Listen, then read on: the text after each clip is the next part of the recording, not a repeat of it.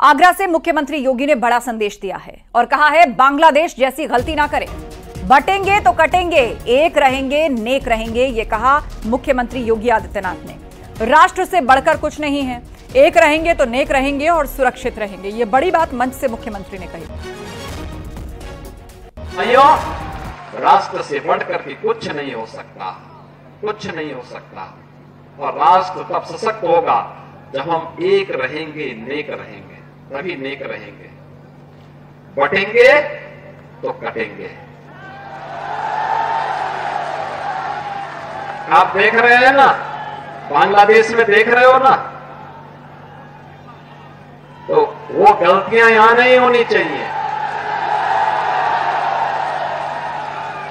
बटेंगे तो कटेंगे, एक रहेंगे तो नेक रहेंगे, सुरक्षित रहेंगे और समृद्धि की पराकाष्ठा को पहुंचेंगे। हमें विकसित भारत की संकल्पना को साकार करने के लिए कार्य करना है। तो मुख्यमंत्री योगी आदित्यनाथ ने यह बड़ी बात कही और कहा कि बांग्लादेश जैसी गलती ना करें। राष्ट्र से बढ़कर कुछ नहीं होता। बटेंगे तो कटेंगे, एक रहेंगे तो नेक रहेंगे। उन्होंने मन से संदेश दिया कि एकजुटता नहीं खोनी है, सबको एक रहना है।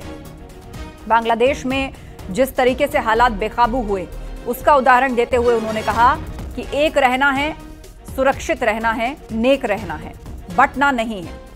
आगरा से मुख्यमंत्री योगी आदित्यनाथ ने यह बड़ा संदेश दिया और मंच से कहा कि बांग्लादेश जैसी गलती ना करें। आगरा से सीएम योगी का बड़ा संदेश, बांग्लादेश जैसी गलती ना करें, बटेंगे तो कटेंगे, एक रहेंगे नेक रहेंगे, ये कहा मुख्यमंत्री ने। राष्ट्र से बढ़कर कुछ नहीं, एक रहेंगे तो नेक रहेंगे, सुरक्षित रहेंगे।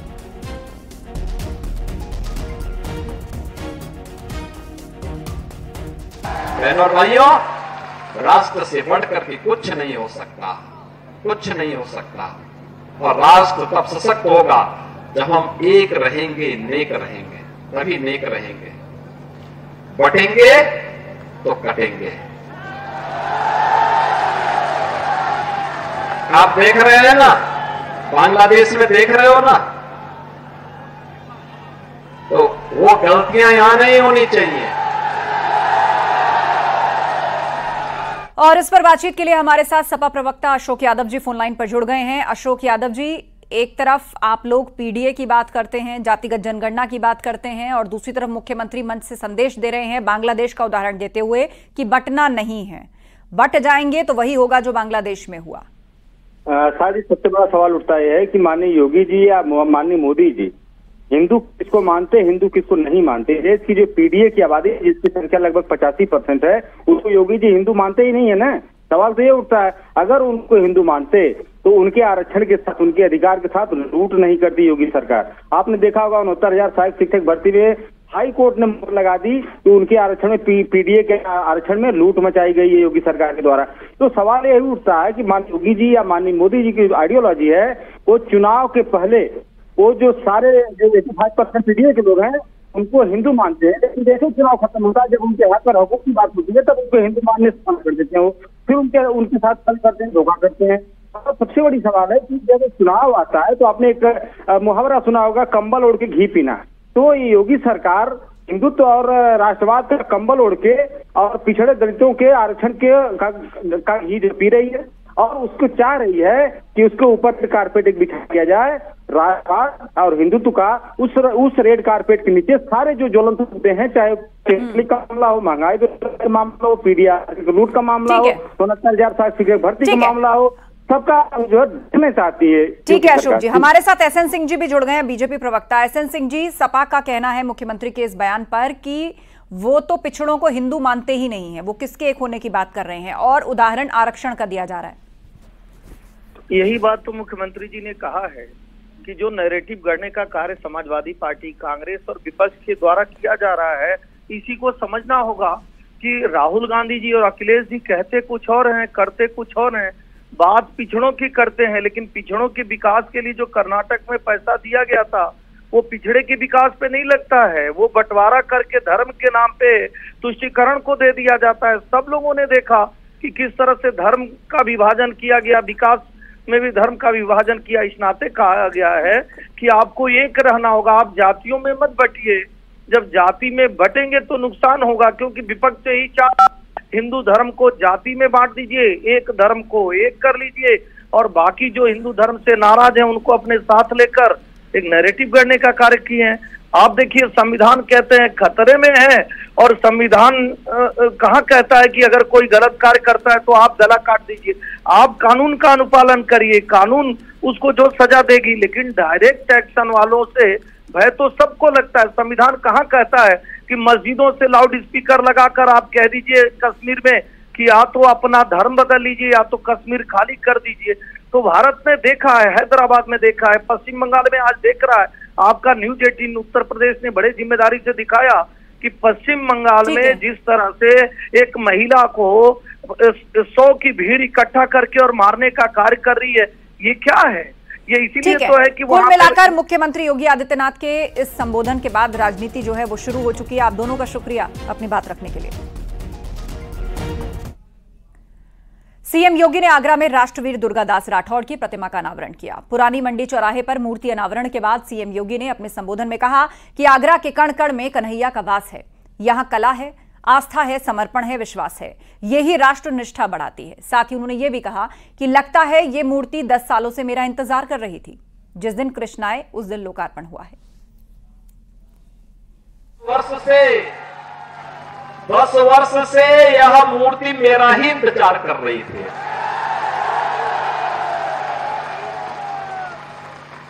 देखो, उनकी कृपा तो मुझ पे आ गई कि 10 वर्ष से मूर्ति इंतजार कर रही थी और मुझे भी समय कम मिला, जो हमारा सबसे पावन दिन है, जिस दिन कृष्ण कन्हैया आए थे। तो कृष्ण कन्हैया का जन्म हो रहा है। हम राष्ट्रवीर दुर्गादास राठौड़ को आगरा में उनकी भव्य प्रतिमा का लोकार्पण के कार्यक्रम के साथ जुड़ रहे हैं।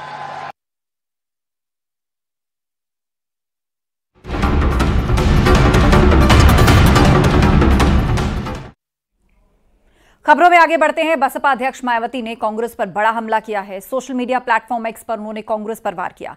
उन्होंने पूछा कि समाजवादी पार्टी ने 1995 में मुझ पर हमला करवाया था, तब 1995 में कांग्रेस कहां थी? कांग्रेस इस पर कभी क्यों नहीं बोलती है? उन्होंने कहा विपक्ष के लोगों ने मुझे बचाया था। वहीं मायावती ने राजनीति से संन्यास की खबरों को भी गलत बताया। उन्होंने कहा एक साजिश के तहत उनके बारे में इस तरह की खबरें फैलाई जाती हैं।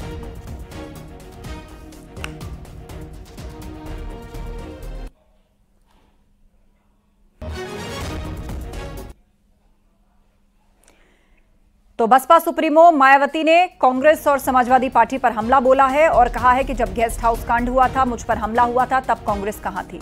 मुझे विपक्ष ने बचाया था। समाजवादी पार्टी के workers Mirabai state guest house पहुंचे और उसमें कमरा नंबर 1 में मायावती थी। एसपी कार्यकर्ताओं की भीड़ ने उन पर हमला किया था और मायावती के साथ मारपीट का आरोप भी लगा था।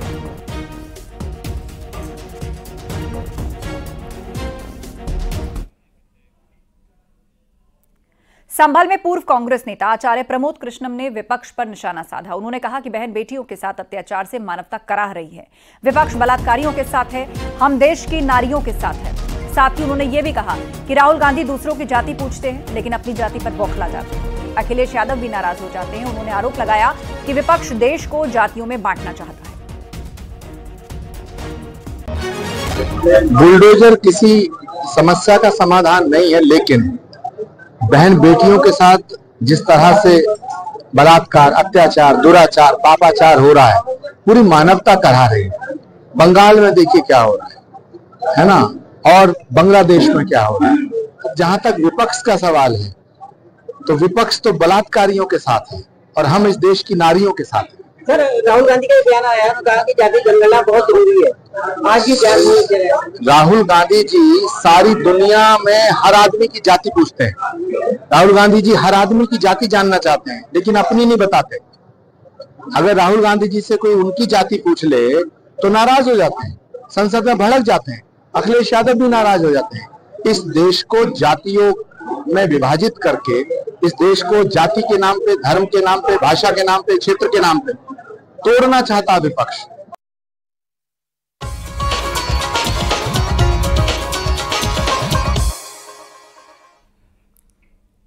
देश भर में आज कृष्ण जन्माष्टमी की धूम है। मथुरा वृंदावन से लेकर देश के हर कोने में राधा कृष्ण का मंदिर सज चुका है। मंदिरों में सुबह से ही श्रद्धालुओं की भारी भीड़ उमड़ रही है।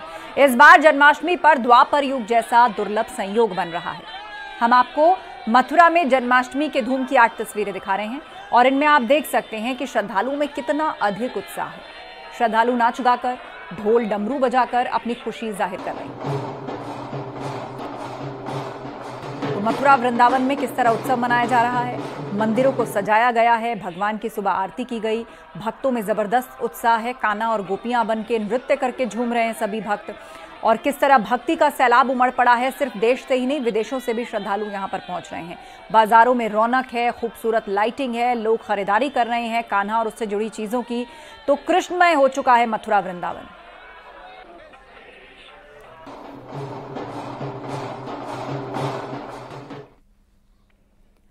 श्री कृष्ण जन्माष्टमी को लेकर मथुरा के श्री कृष्ण जन्मस्थान पर श्रद्धालुओं की काफी भीड़ उमड़ रही है। सुबह से ही श्रद्धालुओं का तांता लगा हुआ है। यहां सुरक्षा के भी चाक चौबंद इंतजाम किए गए हैं।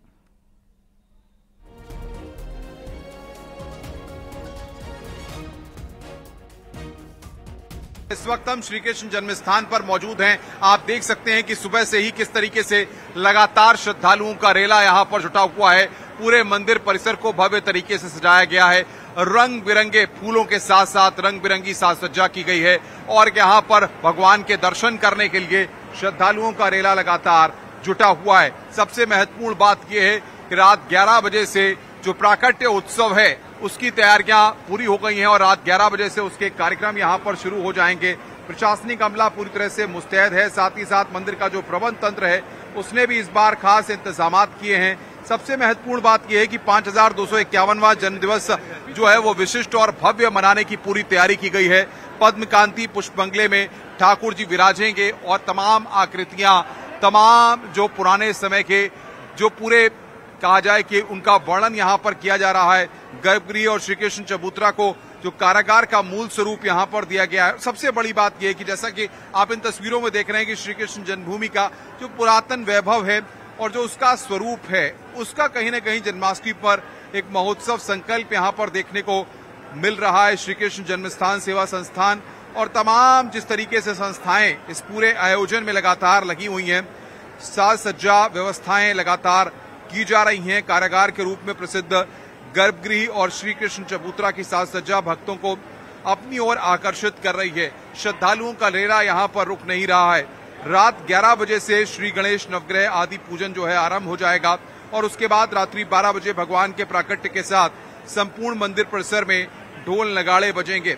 भव्य महोत्सव की पावन घड़ी का आप सबको इंतजार है।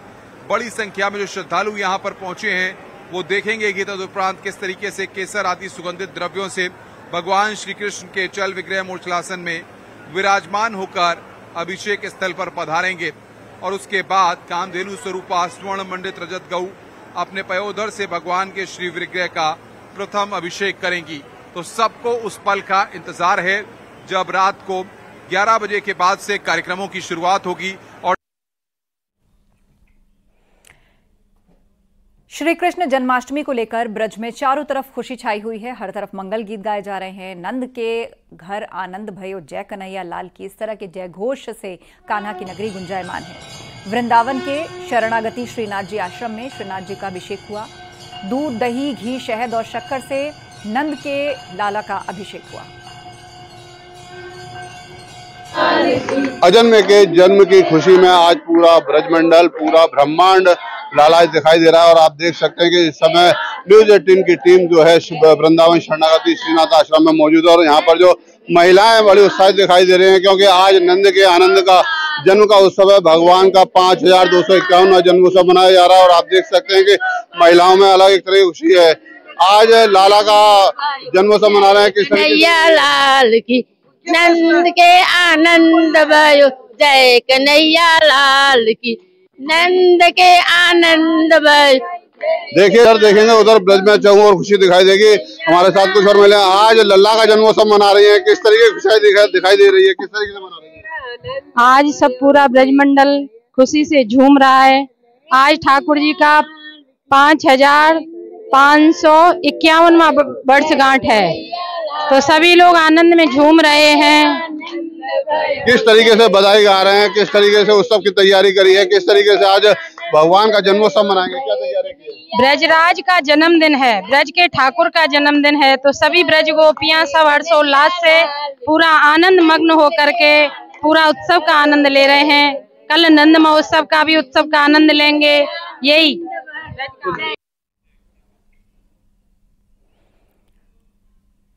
जन्माष्टमी के मौके पर वृंदावन के प्रेम मंदिर पर भक्तों का सैलाब उमड़ पड़ा है। देश विदेश से लाखों की संख्या में कान्हा के भक्त ब्रज में पहुंचे हैं।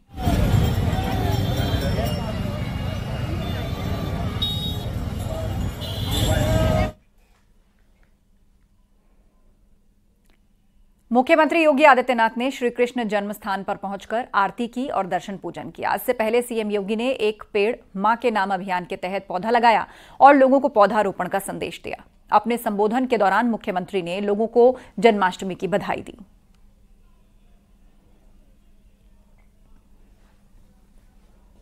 बड़ी संख्या में श्रद्धालु यहाँ पर तो मुख्यमंत्री योगी आदित्यनाथ आज पहुंचे। उन्होंने यहाँ पर श्री कृष्ण की आरती की, पूजा अर्चना की, उसके बाद उन्होंने पौधा रोपा। एक पौधा मां के नाम, इस अभियान के तहत उन्होंने यही प्रांगण में पौधा लगाया और लोगों को वृक्षारोपण का संदेश दिया। किस तरीके से पूजा अर्चना के बाद उन्होंने पौधारोपण किया। भक्तों का सैलाब मंदिरों में उमड़ा है, खासतौर पर मथुरा, वृंदावन और देश विदेश के कृष्ण मंदिरों में। मैं उत्तर प्रदेश सरकार और उत्तर प्रदेश की जनता जनार्दन की ओर से आप सबका हृदय से अभिनंदन करता हूं, आप सबका मैं स्वागत करता हूं। प्रदेशवासियों को श्री कृष्ण जन्माष्टमी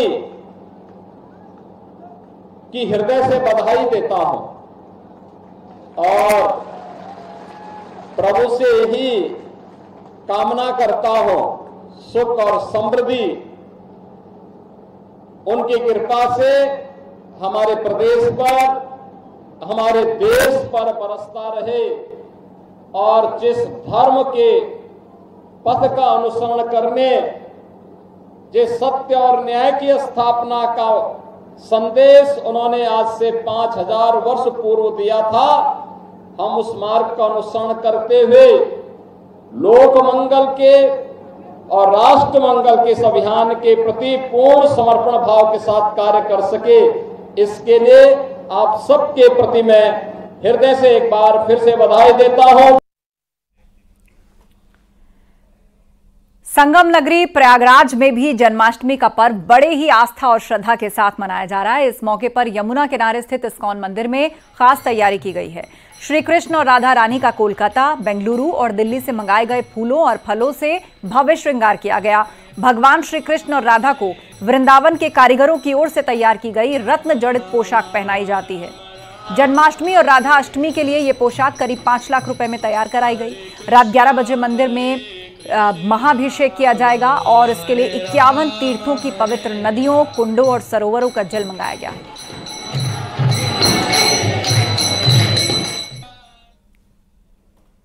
तो कृष्ण जन्माष्टमी पर आगरा के सभी मंदिर सज गए हैं। भक्त भगवान श्री कृष्ण के आगमन की तैयारी में जुट गए हैं। भक्तों में काफी उत्साह देखने को मिल रहा है। भक्त मंदिरों में झूमते हुए नजर आ रहे हैं।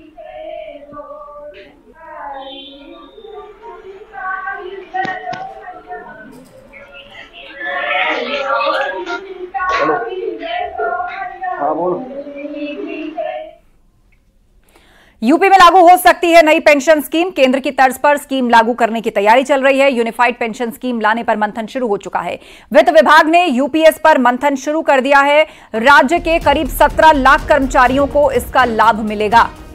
सीएम योगी ने नई स्कीम की सराहना की थी और उसके बाद खबर आ रही है कि उत्तर प्रदेश में भी तैयारी चल रही है यूपीएस यानी यूनिफाइड पेंशन स्कीम को लागू करने की। यहां 17 लाख कर्मचारी हैं और यूपी में भी इसे लागू किया जा सकता है। आपको बता दें, कुछ दिन पहले सीएम योगी ने नई स्कीम की सराहना की थी और जिसके बाद अब वित्त विभाग ने यूपीएस पर मंथन शुरू कर दिया है।